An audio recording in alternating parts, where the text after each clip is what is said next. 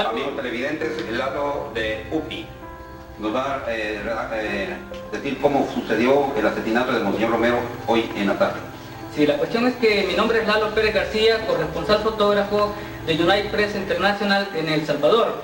Yo vine por iniciativa propia en vista de que ayer no fue posible hacerle foto a Monseñor en su homilía y habían datos muy importantes para transmitirle al mundo. Entonces yo vi una esquela en los periódicos, la prensa gráfica, el diario de hoy, donde hacían una invitación la familia Pinto, o sea, del primer aniversario de la madre de don Miguel Pinto, director del Independiente.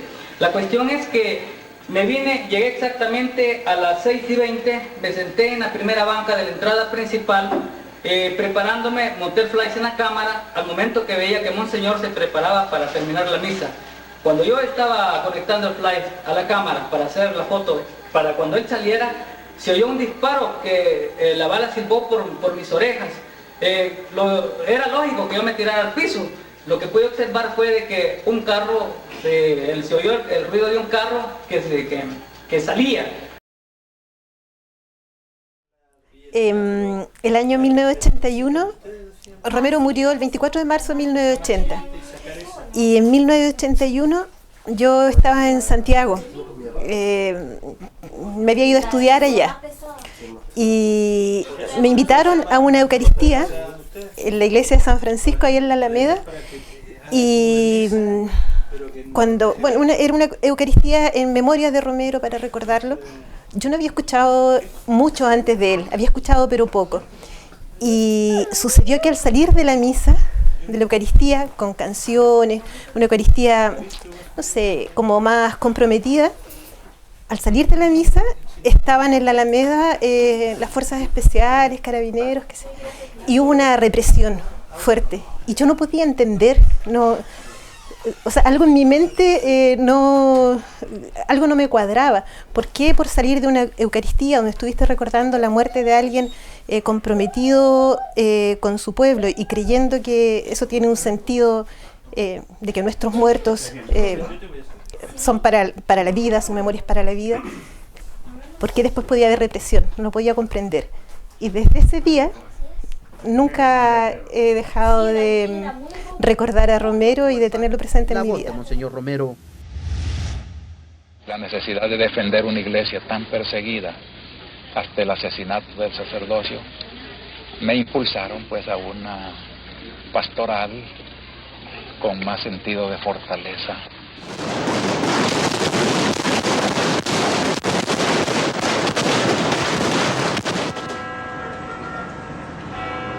Y en nombre de este sufrido pueblo, cuyos lamentos suben hasta el cielo cada día más tumultuosos, les suplico, les ruego, les ordeno en nombre de Dios, cese la represión. En nombre de Dios y de este querido pueblo, cuyos lamentos suben hasta el cielo, les ruego, les suplico, les exijo, les ordeno que cese la represión.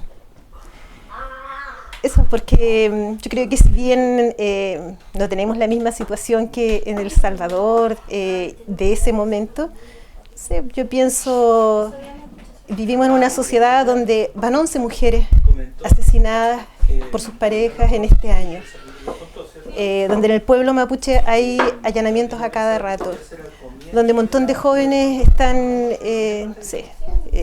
sin esperanza, un montón de vivimos metidos en el consumismo, algunos pueden, otros no pueden, etc.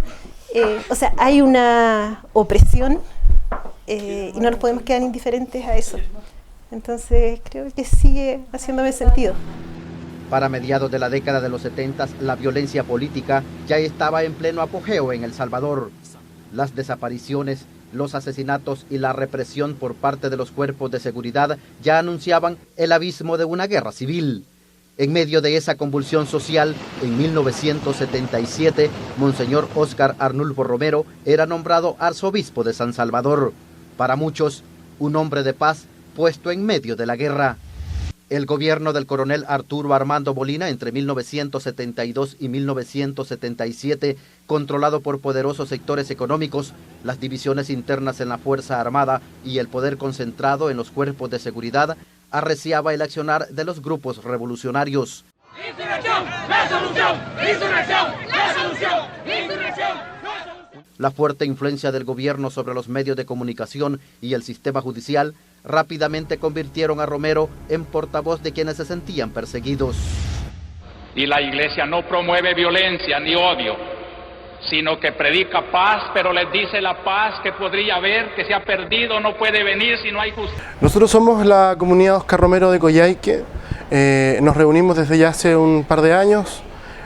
Todos los miércoles, bueno, el día en realidad cambia muchas veces, pero la idea es juntarnos en la casa de los integrantes de la comunidad, somos 9, más nuestros hijos, y la finalidad es juntarnos a conversar sobre Jesús, leer su evangelio, compartir la mesa y hablar del ejemplo de Romero, así como de otros personajes también, y poder llevar ese modelo de vida a lo cotidiano nuestro, a nuestra vida diaria. Ningún gobierno, ningún militar pudo contradecir los datos que daba Monseñor Romero y que publicaba el Arzobispado de San Salvador cada semana. 40 años de dictadura militar terminaban en sangrientos acontecimientos el 15 de octubre de 1979, cuando el general Carlos Humberto Romero, quien había gobernado con mano dura, era derrocado y reemplazado por una junta de gobierno cívico-militar que le abrían esperanzas al arzobispo. Creo que por primera vez el país tiene un gabinete tan competente y hay hombres sinceros de buena voluntad de los cuales yo espero mucho si se les deja trabajar. Esperanzas que fueron en vano. La violencia se recrudeció y los asesinatos políticos ya se contabilizaban por miles. Pero el contexto también era adverso en el seno de la Iglesia. En 1978, Juan Pablo II, cercano a la política norteamericana, era nombrado Papa.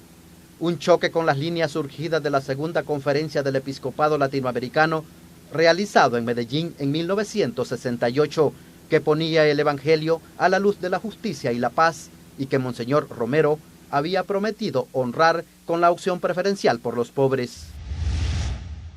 Quería que viviéramos como hermanos, ¿verdad? Pero quería que se respetara también al pueblo sencillo, que era el que llevaba la peor parte y la lleva siempre en una guerra civil o en una situación de violencia.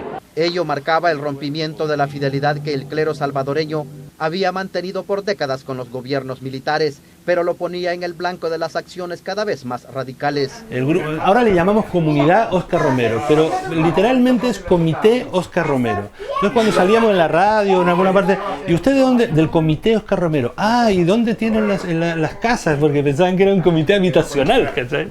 Entonces, sí, es verdad, suena extraño. Pero yo creo que es un poco por eso, por este cierto aislamiento, que no es que sea una responsabilidad del pueblo, de cada uno de nosotros, como patagones o como chilenos, sino que en realidad nos han inculcado durante mucho tiempo como que debemos separarnos del vecindario, como que no fuéramos latinoamericanos, ni indígenas, y también como que no quieren que haya una iglesia popular, una iglesia de la teología de la liberación, de las comunidades de base.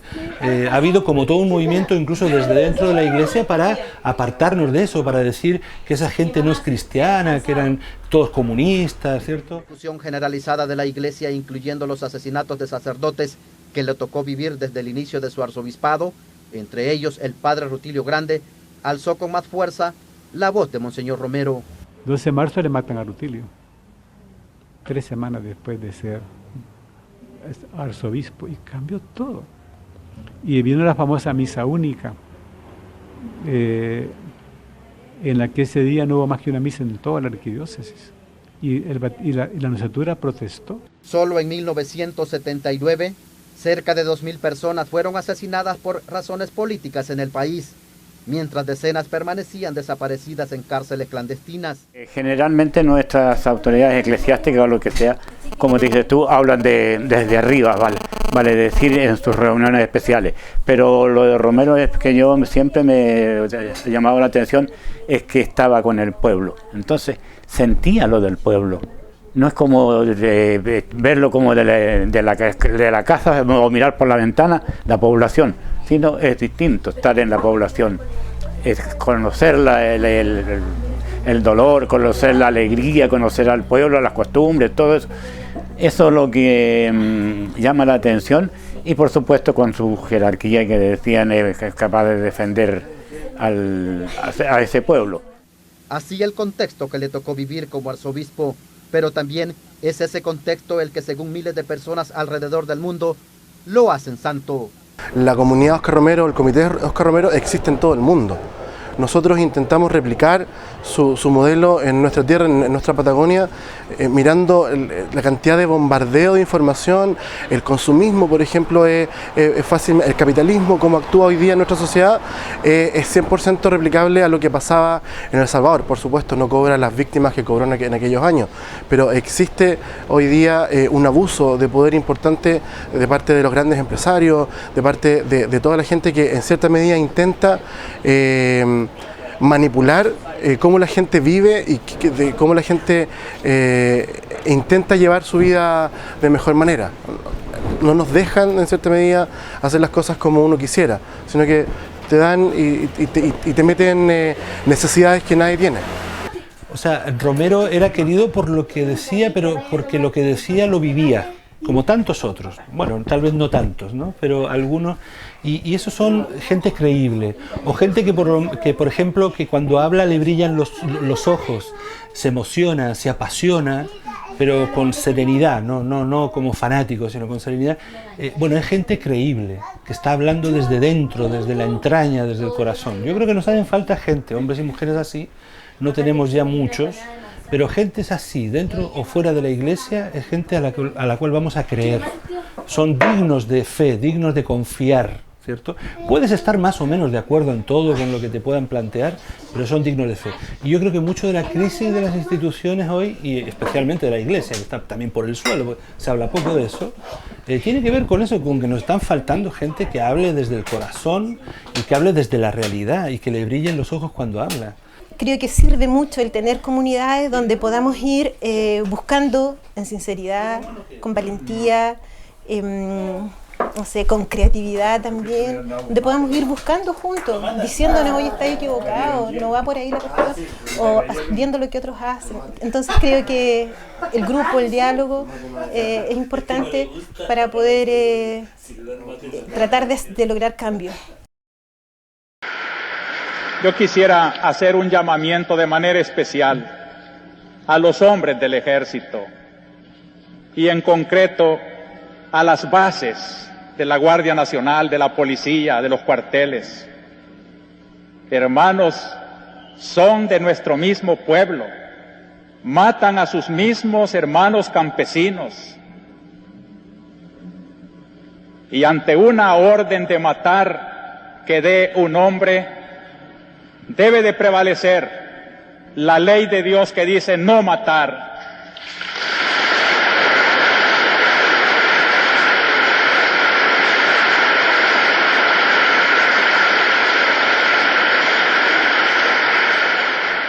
Ningún soldado está obligado a obedecer una orden contra la ley de Dios.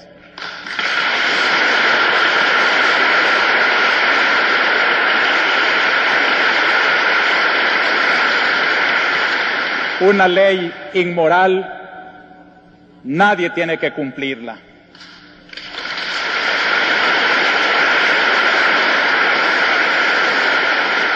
Ya es tiempo de que recuperen su conciencia y que obedezcan antes a su conciencia que a la orden del pecado.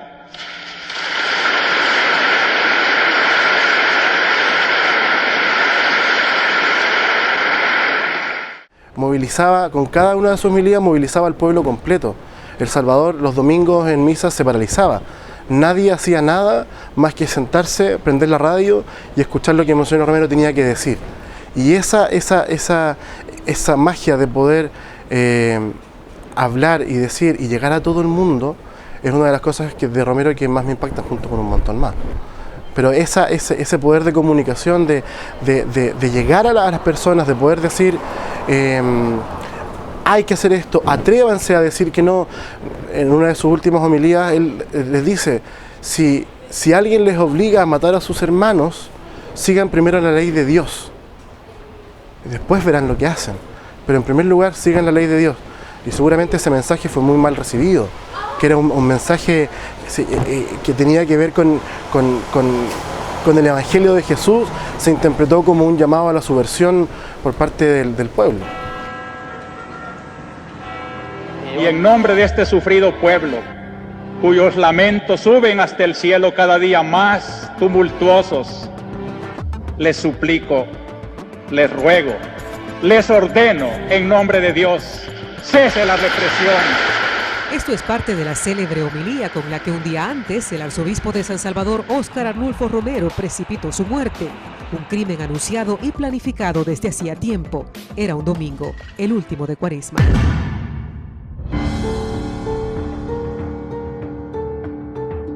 De que se quieren emprender de veras caminos de apertura racional.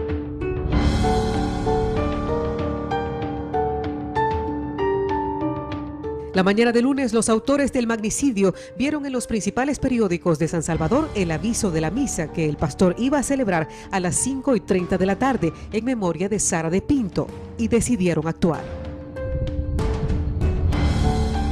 En nuestro arzobispado se ha elaborado un estudio muy minucioso sobre los desaparecidos. El 24 de marzo de 1980, Monseñor, como era su costumbre, se levantó muy temprano a orar en la iglesia del Hospital de la Divina Providencia, donde vivía muy modestamente en una habitación sencilla, con una cama, su mecedora, su máquina de escribir y su grabadora, donde guardaba su diario y sus reflexiones sobre la convulsión social que vivía el país. Perfectamente Romero sabía que tenía miedo que lo iban a matar. Podía haberse asilado en cualquier embajada, como lo hicieron montones de aquí en Chile, que se creían muy defensores del pueblo y todo lo demás, y fueron miles los que salieron al extranjero. Él no, él se quedó con su pueblo. Él pensó, dijo, mire, ahora están mal estos, yo me quedo con ellos. No me voy para afuera y desde afuera le hago propaganda que se porten bien, no. Ahora las Fuerzas Armadas que se portaban tan mal, igual que acá en Chile, él fue claro para decirle que se estaban portando mal, estaban matando a los hermanos, que no obedecieran porque era un crimen estar obedeciendo eso. Entonces hay que resaltar esa valentía, ese espíritu, ese don, digamos, que tenía de hacer las cosas desde abajo, desde el campesino, desde la población, desde su gente. Monseñor tenía mucho miedo a la muerte violenta. Según su propio diario, sentía preocupación por los riesgos que corría. El temor de encontrarse con una situación violenta era un hecho. El presentimiento lo tuvo desde principios de enero de ese año. En primer lugar le pidió a su chofer que ya no le manejara, que él iba a manejar el carro. Él quería andar solo en su automóvil porque él creía que en cualquier momento que él andaba en el automóvil lo iban a raptar, lo iban a torturar, qué sé yo. Él se imaginaba eso, ¿verdad? Luego presentía ya su muerte llegar porque decía él, siento que todos me han abandonado, incluso mis mejores amigos. Los autores del asesinato habían visto el anuncio de la misa que oficiaría el arzobispo a las 6 de la tarde y arreglaron todo para matarlo justo en esa iglesia. Y ya tenían al hombre que consumaría el crimen. Según los relatos, un subsargento de la extinta Guardia Nacional, cuya identidad sigue siendo un misterio.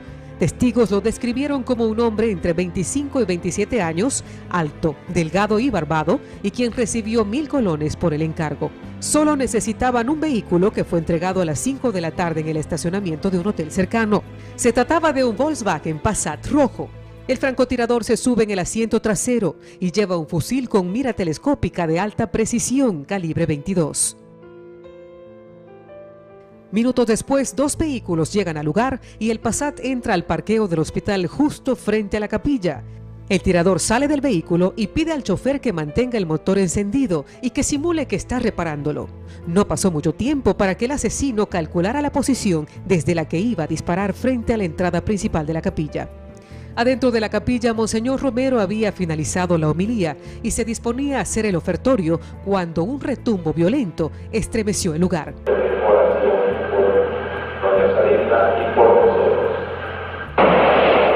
era el disparo certero que iba directo al corazón de Monseñor. Quiso agarrarse del altar esparciendo las hostias sobre el mismo y cayó boca arriba. Perdía mucha sangre por la boca, nariz y oídos. Estaba inerte, parecía haber perdido el sentido. En medio de los gritos de las monjas que desesperadas trataban de auxiliarlo. Vemos aquí al padre Urioste, vicario, que nos acercaremos a él. Monseñor, muy buenas noches. Un momentito, por favor. ¿Ustedes estaban en la capilla? ¿Habría más gente? No sé si usted tiene algunas palabras ahorita para la teleaudiencia. Pues yo creo que todo el pueblo salvadoreño está de luto. Quiero decir, todo el pueblo que es bueno, porque hay pueblo que no es bueno. Parte de nuestra familia salvadoreña que no lo es, desgraciadamente. Y creo que nuestro primer pensamiento es un pensamiento de gracias al Señor por habernos dado un arzobispo tan valioso, por habernoslo concedido durante 3 años, por haber sido él tan profundamente cristiano, tan profundamente sacerdote, tan amante de la justicia y de la paz. Y esa es la razón de su asesinato. Llevamos más años de los que tenemos en dictadura y la gente sigue con odio acumulado porque no han habido respuestas, porque nadie se ha hecho cargo y mientras eso no suceda, creo que difícilmente el odio que también provocó los conflictos en El Salvador vayan a solucionar algo en nuestro país. O sea, primero partamos por dar el paso de ser misericordiosos, como lo dice este año la Iglesia, el año de la misericordia. Hay que partir por ahí, es súper difícil. Es un valor muy complicado que requiere muchos pasos. Pero creo que cuando miramos ejemplos como el de Romero y de otros sacerdotes, de otras personas que muchas veces ni siquiera son sacerdotes o no son católicos, no necesariamente tienen que pertenecer al mundo eclesial para demostrar que con su vida, con actos y con ejemplos pueden buscar un mundo mejor, y nosotros le damos la connotación del Evangelio de inmediato. ¿Sí? No es otra cosa más que eso. Ahora estamos muy mal, estamos en una crisis realmente tanto política como social, como religiosa. Igual yo creo un poco tal que también la gente se aparta un poco, pero bueno, ahí estamos. Es una tarea pendiente que tenemos que tratar de formar. De hecho, algunos de los que están en la iglesia intentan hacer eso, pero son siempre acallados, son siempre, bueno, un poco como él, ¿no? Son criticados, a veces se cansan, ¿no? Y entonces necesitan un poquito más de apoyo. Yo creo que es muy tímida esa respuesta, pero Romero, yo estoy muy seguro que estaría ahí al pie del cañón, que el 2012 en el movimiento social de Aysén hubiera estado al pie de las barricadas separando a la policía de la gente contra la violencia, pero estaría ahí recibiendo los perdigones de la policía seguro. O sea, poniendo el pecho, como se dice en este caso, a las balas, ¿no? Dios va conmigo y si algo me sucede, pues estoy dispuesto a todo.